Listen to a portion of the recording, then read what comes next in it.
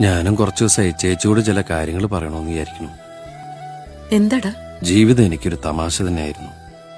പക്ഷേ ഇവിടെ വന്ന് കുറെ പേരുടെ അനുഭവങ്ങൾ നേരിട്ട് കണ്ടപ്പോ ഇറ്റ്സ് ഓൾ റൈറ്റ്.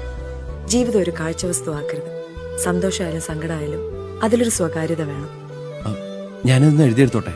കൺമുമ്പിലുള്ള ജീവിതം കാണാതെ എത്ര ഓണം ഉണ്ടിട്ടെന്താ കാര്യം?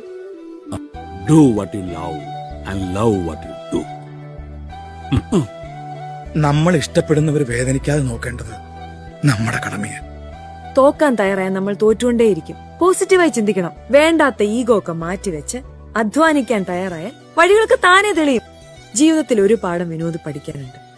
സ്നേഹത്തെ പണവുമായി കൂട്ടിയിണക്കരുത്. രണ്ടും നഷ്ടാവും. ആരും വേണ്ട, ആരെയും ഞാൻ ബുദ്ധിമുട്ടിക്കുകയില്ല. കളിച്ച് നടന്നിട്ടുണ്ട്, ഒരുപാട് അവസരങ്ങൾ ഞാൻ കളഞ്ഞിട്ടുമുണ്ട്. പക്ഷേ അന്നത്തെ ചിന്തകളല്ല ഇപ്പം എൻ്റെ മനസ്സിലുള്ളത്.